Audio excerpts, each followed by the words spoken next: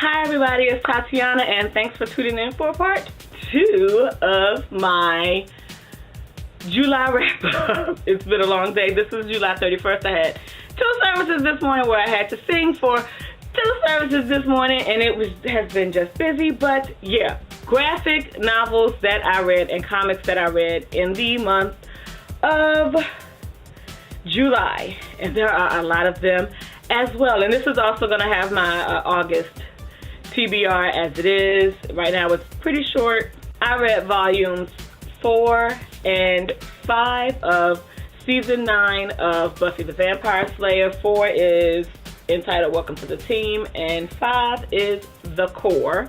And I, of course, am still enjoying this series. I will be continuing on to season 10. But yeah, it's still a good thing. And then Booktubeathon happened, and once I realized that I was not succeeding with making major headway in the books that I was reading, particularly The Inquisition, for wanting to read that after the sunset, I said I needed to revamp my TBR, and I changed it to read some comics. So I read the first 3 issues of Black Panther. And this is the revamp of the series that's being written by Ta-Nehisi Coates. And these actually have the exact same artists, Brian Stelfreeze and Laura Martin. They haven't changed yet, and I am really enjoying it. It gives you issues 1 and 2 are giving you some background information on how the Black Panther has gotten to the point where he is, as well as the nation of Wakanda, the state of Wakanda in Africa, and where they are as far as technology goes, and why they are able and have been able to sustain themselves as they have and be so successful, pretty much being a nation unto themselves. And then it also gives you the information on the conflict that is going on with the Black Panther. I am really enjoying this. Yeah, we're in happy times right now. Then I also read volumes 1 and 2 of The Tide. If you will remember, earlier this year I read the first 2 single issues of this just to see if I would be interested on it based on the premise. And oh my goodness, this is amazing. It starts off as this series about these vigilantes who are exposing ministers, pastors who have these mega churches that are not doing what they're telling their church members that they're doing with the money that they are giving for their offerings. And it's this clandestine organization that's basically going in and stealing the money that the ministers of the church are stealing and sending the money where they're saying it's supposed to go. It's awesome. What is even more enjoyable about this, in my opinion, and some people may not agree, but this is written by an atheist who used to be a Catholic, I think, but who grew up in the church and as an adult became an atheist. And so the mindset, but not an atheist with a vendetta or anger against the church. He actually shares some of his story at the end of volume 1, but having it in that, like, I guess from that perspective, sometimes I would not be that interested in it, but it made it even more interesting just to have the story and the way that it's presented, the perspectives that are given. You have 2 police officers that really remind me of, Griggs and, oh crap, I'm forgetting the other cop's name, in Lethal Weapon.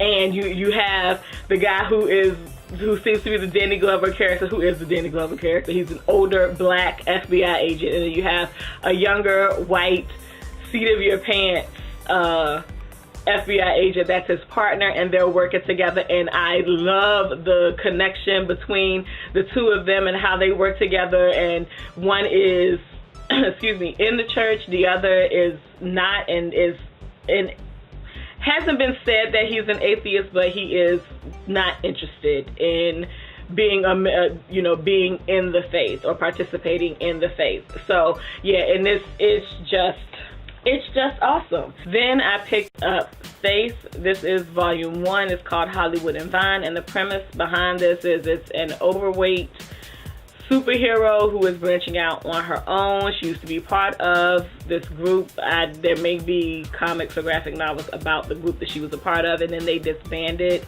and she decided to move to New York to live on her own and be a superhero on her own. I kind of liked it, but I don't think I will be continuing with this. I don't know. This kind of had me feeling like possibly the superhero thing is just not for me anymore. I don't know. I was so into superheroes when I was a kid, and the Unbeatable Squirrel Girl did not work for me at all. I didn't even finish that. I finished this and I enjoyed it, but not enough, I don't think, to stick with the story. And it's not that the premise behind it isn't good, that the story isn't good. I don't know. I may need to read it again to really see how I feel about it. I just don't know at this point. So, like I said, I thought that there was a possibility that I was getting out of the superhero thing as far as reading comics or the superhero thing like I used to be. That's not the case. I think it's got to do with just female superheroes, because deep down inside of me rests the tomboy of my childhood.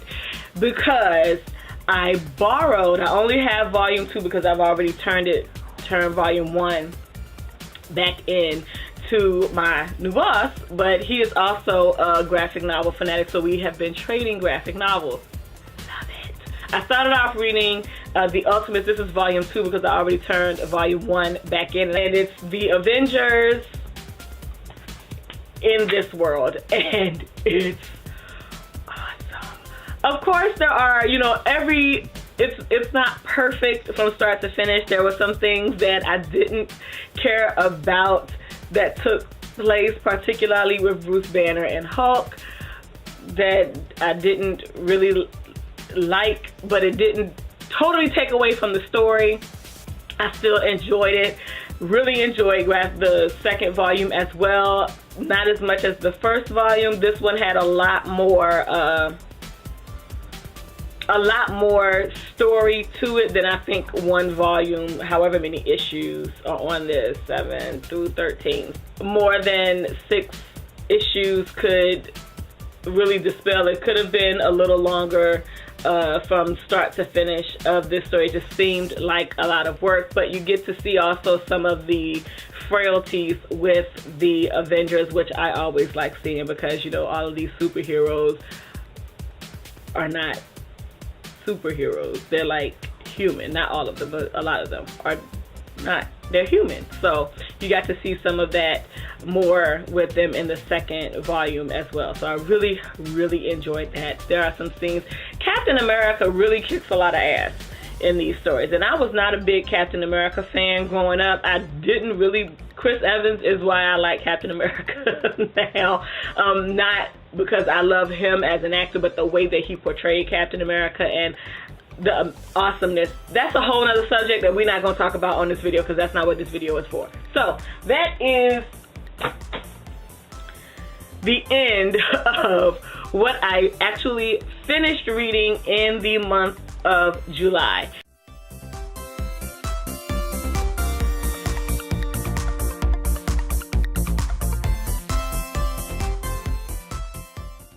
For August, I do have a small TBR, with the first being to finish The Skull Throne by Peter V. Brett. I am currently on page 291. Prior to Booktubeathon, I got to page 200, and then I just set it aside during Booktubeathon. So I'm just getting to the point of picking this back up. So I plan to finish this month. And then I have 2 books from the library. The first, you all have already seen before. What happened was I borrowed it from the library, but it was a lease book, and I only had 2 weeks to read it. And that lease book system, if you're not familiar or if your library doesn't have that kind of network with them. There are books that travel from library to library within the county, and so it only rests at a particular library for a certain period of time. And so during that period of time, and if it's borrowed, it can only be borrowed for 2 weeks, and you cannot renew it, so you have to return it. The 2 weeks on the first borrowing of this book, which is And I Darken by Kiersten White, ended on the 21st of July. But when I went, I still wanted to read it, and so I went to see, after I dropped it in the little chute thing, I checked to see if there was another one that they had, and they had another one on the same shelf. I don't know if it was checked out when I first went in or not, but it was on the exact same shelf, and it doesn't have that red sticker. It's not a lease book. So I actually have a full month at least to read this and possibly renew it if I need to, but hopefully I won't. And I also got The Devourers by Indra Das. I heard about this through Thomas at SFF 180 during one of his Mailbag Monday videos. The synopsis of this story had me good. Here we go. We'll see how well I can do this without jacking up. On a cool evening in Kawalta, India, beneath the full moon, as the whirling rhythms of traveling musicians fill the night, college professor Alec encounters a mysterious stranger with a bizarre confession and an extraordinary story. Tantalized by the man's unfinished tale, Alec will do anything to hear its completion. So Alec agrees at the stranger's behest to transcribe a collection of battered notebooks, weathered parchments, and once living skins. From these documents spills the chronicle of a race of people at once more than human, yet kin to beast, ruled by instincts and desires blood deep and ages old. The tale features a rough wanderer in 17th century Mughal India who finds himself irrevocably drawn to a defiant woman. I struggle with that. And destined to be torn asunder by two clashing worlds. With every passing chapter of beauty and brutality, Alec's interest in the stranger grows and evolves into something darker and more urgent.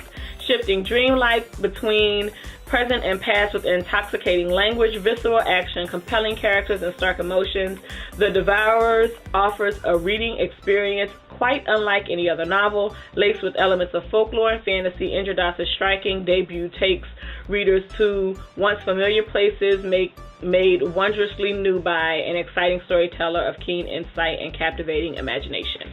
I will definitely be getting to this in the month of August as well. I'm going to stop because this is a long ass video, and thank you all for watching, and I hope you all have a good weekend whenever you see this video. Peace out.